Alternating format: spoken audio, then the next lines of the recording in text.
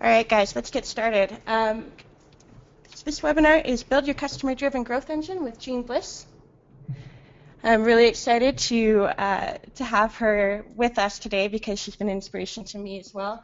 Her first Chief Customer Officer book inspired me personally in my career goals, so quite an honor to have her here. So my name is Sarah Chambers, and I'm Head of Support here at Kayako. Just a little bit more about Kayako. We help businesses get better at customer service. We're used by 35,000 organizations to deliver great support to millions of customers. You can sign up for your free trial at www.kayako.com. But that's all we're going to talk about Kayako today. So let's get into the good stuff. A little bit more about Jeanne Bliss. She's the founder and president of Customer Bliss and the co-founder of the Customer Experience Professionals Association. She's one of the foremost experts in customer-centric leadership and the role of the Chief Customer Officer. She works as a consultant and thought leader. She's written many, many great books that you should definitely read. The first one called Chief Customer Officer, and it was the first of its kind to address the role of customer leadership in the executive suite. Her second book, I Love You More Than My Dog, 5 Decisions That Drive Extreme Customer Loyalty in Good Times and Bad, was also a bestseller. And finally, her latest book, Chief Customer Officer 2.0, was published in June 2015. Also, we are giving away at least one copy. If your questions are really good, we might give away two for anyone who has any questions. So you can either tweet using hashtag CCO20, or you can put them in the side panel of your GoToWebinar control panel, and we'll make sure that we answer them at the end. If we don't have time for all of them, we'll make sure you get an answer regardless. So please do throw those in there. All right, with that, I'm going to throw the control over to Jeanne, and we'll get started. Great. Well, good morning, everyone. Can everybody see my slides?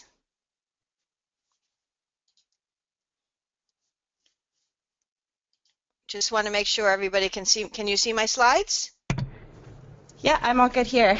Looks great. Okay, great. Okay, very good. You never know. It's always technology, right? I know. That's why we all have a job, I think.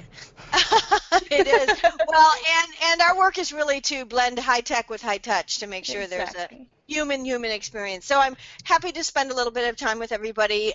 As we just mentioned, I did have a book that just came out in June 15, and this book is my love letter to all of the brave customer crusaders around the world working with their C-suite and across the organization to build their customer-driven growth engine. It includes 5 competencies, but the point of our work is really to help our organizations to earn the right to growth, and that's important. I'm going to be a broken record about those 3 words: earn the right. Don't go get loyalty, don't want loyalty, don't grab loyalty. It's about earning customers' advocacy and their love by building an experience that improves their lives and by orienting the company to improve customers' lives and to care about customers' lives and take customers and their lives off the spreadsheet. But this is our current life. This is what we usually experience. This is a product development company. These probably may not be your silos, but you could certainly relate. What we have inside of our organizations is everybody working very hard, but working hard separately. And in the working hard separately, we deliver an experience to customers that isn't necessarily orchestrated starting with the customer's life, starting with customers' emotions, starting with what they're trying to accomplish. And inadvertently, here's what we're delivering to customers. We deliver a random experience, which is the outcome of everybody doing their own thing, working hard, but working hard separately. Question for you: who's ever called an airline more than once for the same purpose? And this is a perfect example. I call this service roulette, right? You call the airline, ring, ring, and you get a wonderful person on the phone, but they're a policy cop. They have it, they're there to tell you what you can and cannot do, what you did wrong or didn't do wrong, and they're going to help you as long as it's within the control of what they have sitting in front of them. So I'm very polite. I say, thank you very much, click, and then I try again. And the next time, I may get somebody who's been there a while longer or is just more savvy on the ways of the world. They know how to navigate you through the clunky roles. They take more time to really understand what you're trying to accomplish, and you hang up the phone and you feel better, and you may have even gotten your experience solved. Now, when we talk to organizations and leaders, people will say, well, that's great service. That's still random experience, because the answer to did we deliver an experience is it depends. It depends on the person you called. It depends on the time of the day. It depends on the channel, and that it depends experience is what we're delivering to customers, and that's our brand. Our brand is dissected because of the way we're doing business. And so the work for customer experience, the work for these competencies, the work as the chief customer officer or the customer leader, shorthanded to just say the human duct tape of the organization, is to unite the operating areas, the leaders in the silos, to deliver reliability. In a world of social media, this is the most important thing first, which is to deliver what you say you're going to do and deliver it consistently. This isn't about boiling the ocean and mapping every touch point. It's about knowing the things that are most important to customers and consistently deliver a one company experience. As you do this, what's ironic is this reliability will set you apart, because the it depends experience, think about your own life, going to the bank, going into retail, healthcare. Certainly almost all of our experiences are back to the random or the it depends experience. And so if you deliver peace of mind and reliability, you're going to earn the right to customer story. You're going to earn the right to their growth. Now, I have liked, and I am on a crusade to change people from using the word loyalty to think about instead an emotionally driven word that drives behavior, and that is desire. If you deliver an experience customers desire, they're going to want to have it again, they're going to want more from you, and they're going to tell other people. So I call desire the cha-ching emotion. If you deliver this memory, and this is our work, memory creation is the currency of our brand. And that's really what these 5 competencies in this book really help to drive. And I'm going to walk you through them briefly, but then we're going to focus today on number 2. And I'll walk you through that, which is building your customer path, aligning your company around the customer journey. And speaking of that peace of mind, think about Amazon. They are, if nothing, a reliability engine. Amazon sold their first book in 1995. If they hadn't done books right, they wouldn't have earned the right to adding all of these categories, and well, many beyond Zappos in 2009. I just ran out of room on my slide. They wouldn't have earned the right to growth in all of these categories. And putting a fine point on this from a social media standpoint, what we know when customers go out on the internet and talk in social media is they speak about 3 things. Was the experience consistent and reliable? Because you hear a lot about when it wasn't. Did they improve my life? If you did something to make them have a better day, to improve what they needed to do, and how did I feel at the end of it? And this is so important. 92% of consumers worldwide trust recommendations from friends and family more than any other form of advertising. And this, included in this, is social media and word of mouth. And this is up 74% from 2007. And so the importance of delivering an experience that earns the right to this kind of verbal advocacy is crucial to the strength of our business. One more thing I want to just make sure everybody really understands, because as leaders in this work, we need ammo to connect the dots between this work and it being a growth strategy. This is not kumbaya, we are the world, let's go hug a customer. This is a growth strategy, and there is a 300% revenue gain to be achieved by reducing that negative word of mouth, by driving reliability versus chasing the buzz. You know, after you've got your house in order and everything is running perfectly or mostly perfectly most of the time, then you can start layering on great things. But as I mentioned earlier, just reliability is going to differentiate. I'm going to give you a brief overview of the content of this new book, Chief Customer Officer 2.0, which is really a transformational roadmap for how to build a repeatable cycle in your business, starting with your leaders, uniting your C-suite, and uniting the organization to build a recurring engine for growth. And it's about, first, managing and honoring your customers as assets.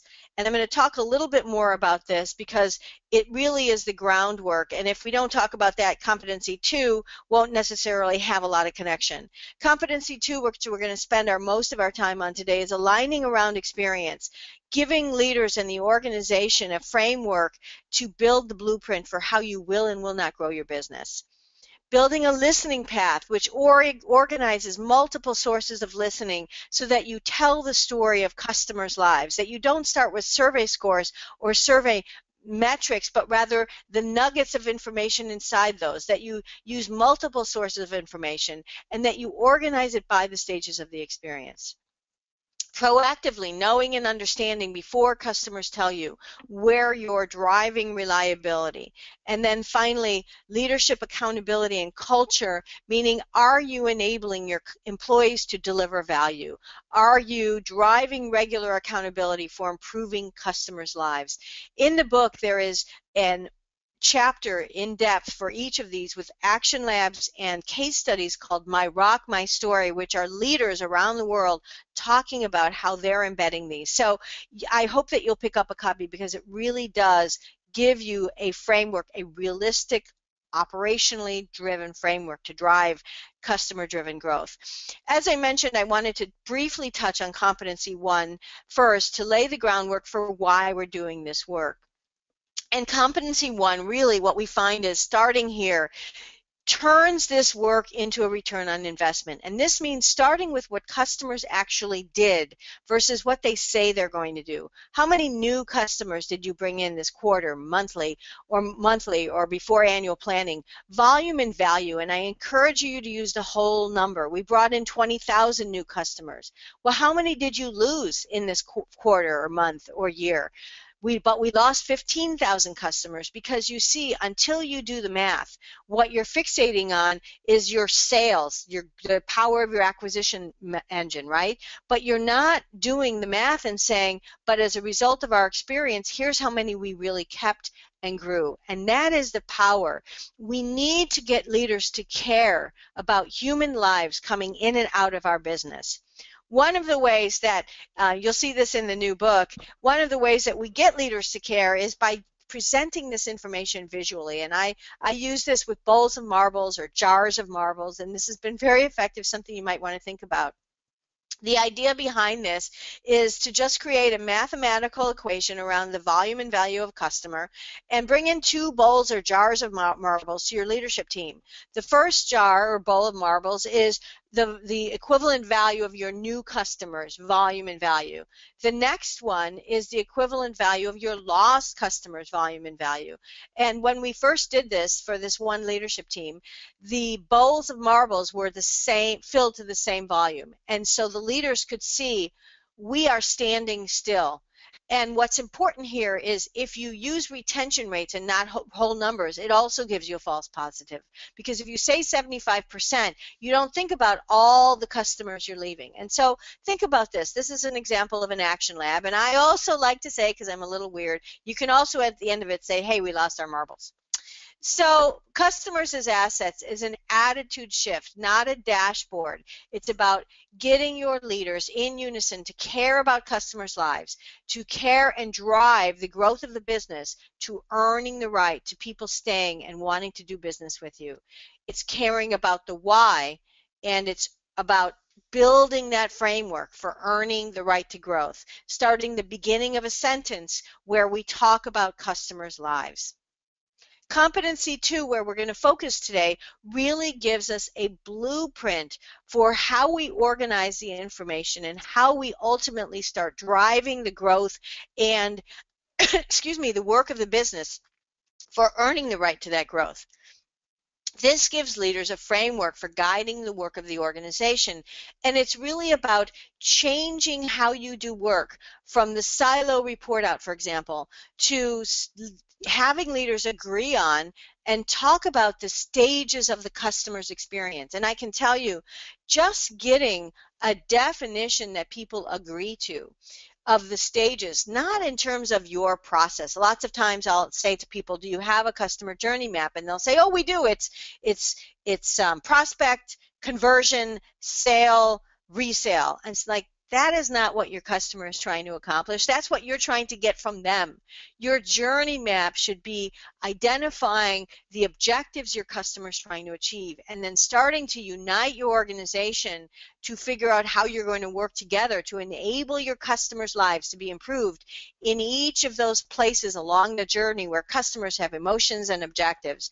And when you just do that first thing of building the stages, for example, it can immediately have impact. And over time, the journey map becomes your business decision blueprint. So the journey map and building a customer alignment to the customer's lives does these 4 things. It will help you build accountability to customers' lives, because we're going to move ourselves from the silo-based conversations to accountability to customer lives. It creates a frame for decision making, because we're going to move the organization again from saying, if we're trying to deliver this complete experience in this stage, what will we do and what should we never do? It unites the silos, because today we're all working hard, but our KPIs and our operational standards are based on achieving our own goals. Well, as we talked about in the airline example and the others, and just thinking about your own life, you know that's not what the customer needs. The customer needs us to unite in each of these stages to deliver a united and a complete experience, not and it depends experience, and not an experience that goes deep on one silo but not on others. For example, think about billing. In most companies, billing is a challenging area. If you see you have billing challenges, the CEO traditionally might say, Bob, you run billing, can you work on that? Well, from a customer's life standpoint, billing is not just about the bill. It's about way before that. How was the product sold to them? Was it explained correctly? Is there somewhere for someone to talk about? When the bill comes and the customer might have sticker shock, what happens? How do we manage that situation? Yes, it's the bill itself and the promptness of the bill and the language on the bill, but experientially it must include multiple silos to create a complete billing experience. And then finally, it moves us to do what I just mentioned, to unite to experience focus, creating those memories that customers want to have again. Throughout the book, there's some really wonderful case studies, and one of those case studies and the people that I'm really excited about to talk about with you is Samir Bhattar, who's the director of the Office of Visitor Services, the very first person in this role at the Smithsonian Institute. Many people have visited there. They welcome over 30 million visitors a year, and they didn't have a journey map, and so all of these many properties that lived that are on the site of the Smithsonian are all disjointed. They're not anymore. They have a journey map to unite them. But for example, if you walked into the central rotunda prior to this work being done, there was not a central place to get questions answered. Every silo had their own pocket of work, and it was quite confusing. But by building a journey map, here's what you can see. This is actually the journey of the customer's visit to the Smithsonian. And what's important to recognize here is that this isn't about just being at the Smithsonian. What companies very often miss is the part before, where they can add value and be a beacon in customers' lives, and that's the consider going and the organize the trip. For you, it might be trying to do research about healthcare, or figuring out if it's time to refinance a home. Things that are agnostic to perhaps selling something, but that are adding value to your customer and drawing them to you to find out information, to support them with information, to provide things that help your customers' lives. And so what you see here is the journey all throughout the visit. In the middle is experience a building. You'll see the word experience in there. Leaving. What is the leaving experience as you exit campus and back home? I find this terrific, and I think that it's a great way to think about the fact that this isn't overly complicated either. The power of building this stages of the experience and the touch points is to not boil the ocean. I think what I want to encourage you to do is know that if you inventory, the first piece of this work really is to simply inventory your touch points, to know by stage how many there are, but then to identify, as the Smithsonian did here, that there's probably 10 to 15 that are the most important. You know, one of the things that happens when we talk to people is they say they've mapped every touch point and on Visio, and now what we have is a lot of maps in a binder sitting on a shelf somewhere, and people with Visio blindness. Another big part of this work is to, again, continue to start the work by focusing on those stages as you define them. And one of the most amazing things that we do with clients and leaders is, by stage of the experience, start to build that decision-making blueprint. Bring your leaders together to do this first, but then bring your employees together to do this as well, which is by stage of the experience. If we're going to deliver those memories, if we're going to create a positive experience that drives a desire for wanting to come back, what will we always do? By stage of the experience. You'll see, again, we'll keep on aligning to customers' lives. And what will we never do by stage of the experience? This is what Ingrid Lindberg does, for example, who's been a chief customer officer many times, and she did this at Prime Therapeutics, she did this at Cigna, and she calls this do this, don't do that interaction principles. And her story is in the book. I call it the code of conduct. You can call it whatever you want, but the idea is that this is the beginning of what I call the Vulcan mind meld of uniting your leaders to recognize that this can't be about the silos reporting out, but about delivering experiences, memories by stage, and to really organize the work, starting with what we will and will not do to build that business decision blueprint. So competency 2, aligning around experience, is about uniting leaders and uniting their focus to focus on the things that matter most to customers' lives, to use that framework as a business decision blueprint. If it's just a great day of touch point mapping, then it sits on a shelf and some parts of the organization do it, but the company and leaders don't go back and change their language and change their accountability, then it was a great day but not part of a transformation. And it's about uniting the organization to be accountable to customers' lives. Another great thing that you might want to do as you're thinking about this customer experience journey is, by stage of the experience, bring your leaders in, and again, do this with your employees as well. And what we like to do is to actually take your customer verbatim comments, and don't hand your people pages and pages to read, because like you may be like me, after about the 4th page of reading just straight verbatims, my eyes kind of roll into the back of my head. Cut them instead into what I call Chinese fortune cookie strips, 1 verbatim on each strip. And if you've got 10 people at a table, pass out 10 strips, have them read them out loud to each other for an individual stage of the experience, and then have your teams actually rate the stages of the customer experience. So for the stage that they're focusing on, is the delivery of the experience to your customer always 100% reliable? Is the answer to reliability, it depends. It depends on the person. It depends on the time. It depends on the channel. Or is this a challenging experience?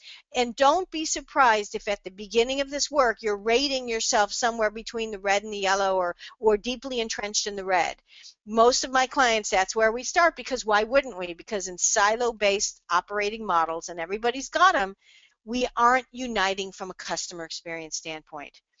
As I mentioned, this path, this customer framework, also then creates the frame for building your customer listening feedback that you're going to build in competency 2, build a customer listening path. And the flip here is, instead of presenting information in well-intended dashboards by question of the survey, instead aggregate multiple sources of information and present it by stage of the customer journey. So you tell a balanced story, which is a blend of qualitative and quantitative, meaning complaint trending, qualitative, but if you've got a lot of it and enough of it and present it by stage, you're going to get trends. Social media feedback. get an agreement on the categorization of issues so they'll roll up, and then also present your survey information, and then do another kind of listening that's very critical. I call it experiential listening, meaning having leaders do and your company what your customers have to go through, so that you tell the story of customers' lives. In stage 3, we see there's a spike of social media where customers aren't unhappy here. You can see in our call center complaint trending, it's occurring in the same way. Before this meeting, we asked you to do the same issue, which is downloading a trial, and how did that go? You probably had some issues as well. And in our survey relating to this part of the experience, our results dropped by 30%. See what I did there? I told a story of customers' lives that didn't start with the survey score. It started with information that told what customers were going through. Yes, we used that numeric, but we used it at the end to validate so that we care more about the life, not starting with the score. We need to earn the right to the improvement, not to go get a score.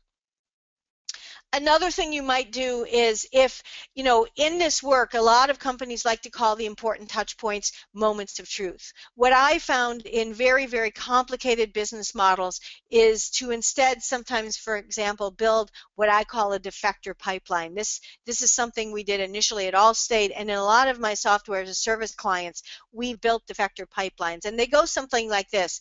These are those top 10 to 15 moments, but we call them the defector intersection points, meaning that if we don't intersect deliberately with the customer at these moments, we're not going to earn the right to growth. We're not going to deliver those desired memories. So in SaaS, it might be follow up to a request for information. After onboarding, we know the way we onboard clients has everything to do with if they're going to use the product. After the contract, in B2B, almost every client I have, I say, how's your contract experience? And it's usually not always an equal balanced relationship.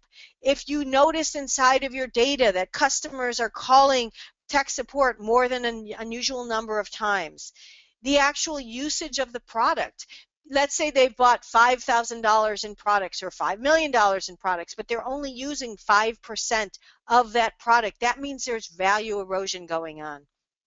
And you can see these other touch points if you use NPS, following up to detractors.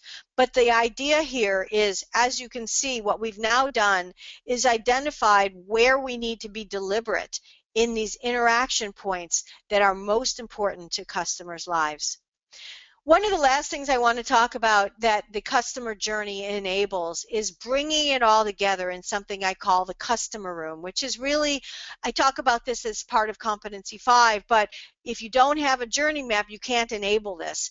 And this is about organizing all that information, as I mentioned before, starting with the story of customers' lives in the past month or quarter or year as a result of the experience we delivered to customers. Here's our new customers' volume and value. And by stage of the experience, here's the trending of complaints. Here's where social media occurred. Here's how we're doing operationally. And here's where our survey is. And then going through with leaders and circling the most important things, and then agreeing on which key things we will focus on and where we will attach resources. So we have a one company build out of this. A client of mine, Mike Bennett, who's a senior vice president of operations at the Irvine Company, which is a master planned part of Southern California, and they manage a lot of the experience of living and working in that part of the world. We've actually built their customer room, and here is a rendering of what they do inside of the Irvine Company, and it does that exact purpose, and we've used that to really transform their business, and they're a B2B company. And so what's important here is to know, well, they're B2B and B2C. This part of the Irvine Company is business to business, but what's important that I wanted to make a point here is that the customer room and these 5 competencies work equally well in B2B as well as B2C. So use these 5 competencies, starting with the framework that you build in Competency 2, align around experience, to tell the story of your customers' lives. As a result of the experience we delivered, here's how we earn the right to customers growing or departing our business. By stage of our experience, we'll now go through and orchestrate and talk about the experience we're delivering to customers to understand why we did or did not earn the right to grow. We'll now walk you through what we heard and what customers feel by stage of the experience, as well as how we're performing in those key touch points that customers care about. And as a leadership team and organization, we'll now focus on those things that mean the most to customers and enable our employees to deliver value by getting rid of the roadblocks and by enabling people to do what's right from a customer standpoint, so we earn the right to customer-driven growth. I want to thank you so much, and that's all that I wanted to present today. I want to leave some time for questions. There is some information on how you can reach me right here, and this is the homepage of my new website. Awesome. Thank you so much for that, Jeanne. That was really informative. I'm sure everyone was busy taking notes, so now's the time to pop in any questions that you have into the GoToWebinar control panel. We've got a few here to start with. Actually, I'll start with one of mine. I'm sure everyone's experienced the frustration that might come if you're not necessarily as senior as a CCO, but you still want to start building that alignment and breaking down silos. What are some of the things that you can do as maybe a more junior person on staff to start bringing that alignment into the organization and maybe change the minds of the executive suite? Sure. No, that's a really great question. One of the things that I would encourage is connect with your finance team, for example, and whatever level in your finance team you have a relationship with, and see if you can't get together with a few other people in the organization to build your version of customer asset metrics, right? Because even if, again, you're starting small, it's going to be powerful to start to shed a light on, are we losing or growing customers?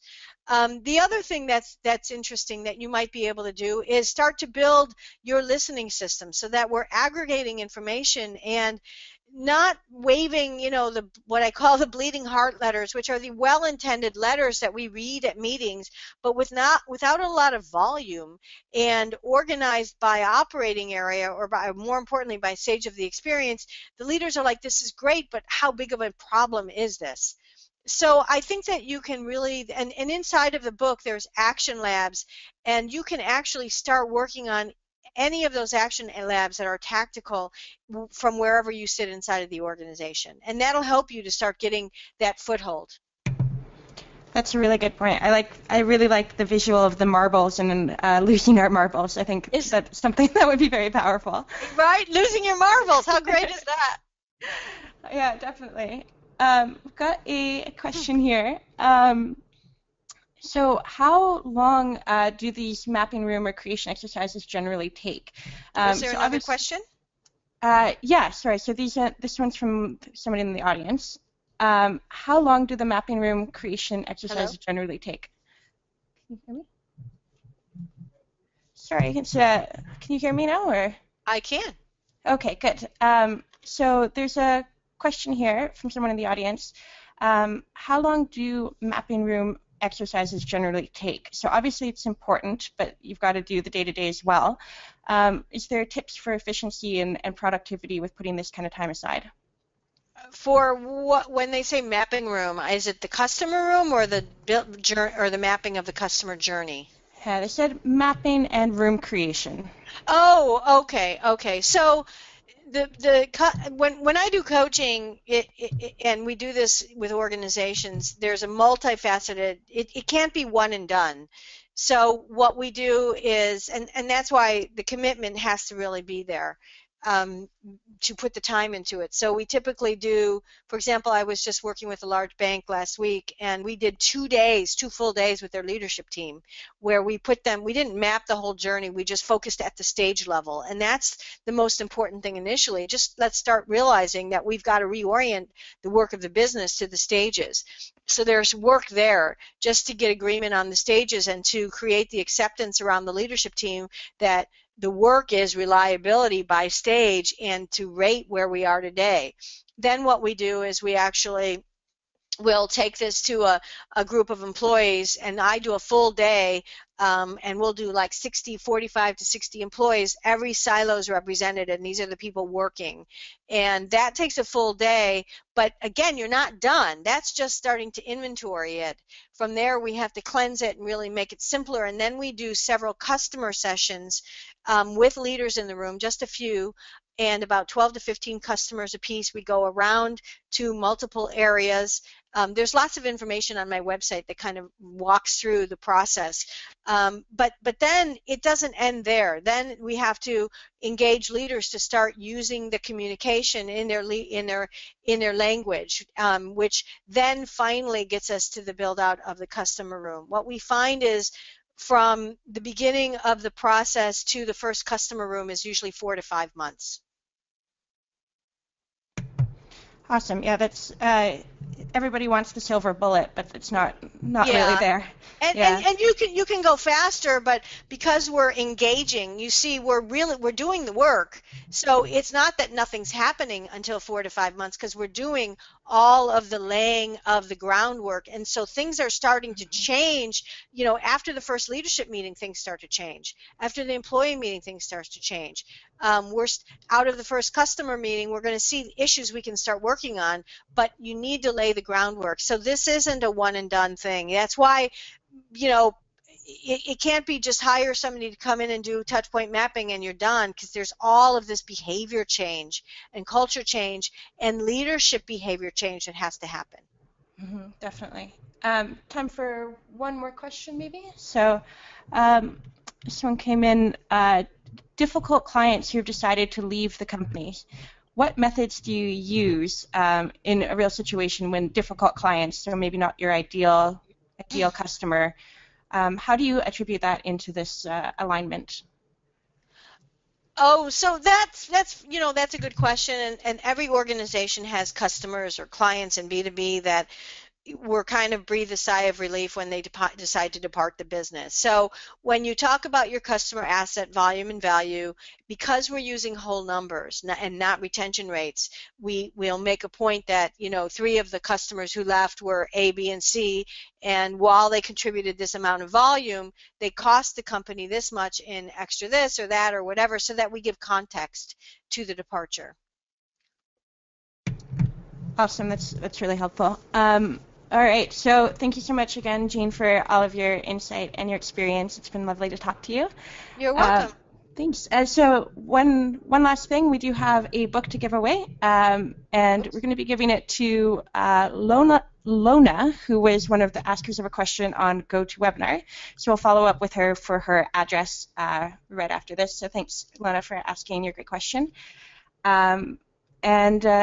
Jeanne, again, thank you, and everyone should definitely check out the book if they haven't already. And if you have, spread the love, because everyone should read it. So, and we'll continue the conversation on Twitter as well if you want to reach out to us at Kayako or #CCO20. Thanks so much, everyone. Thank you. Have a great day, everybody. Yeah, have an amazing Thursday. Bye-bye.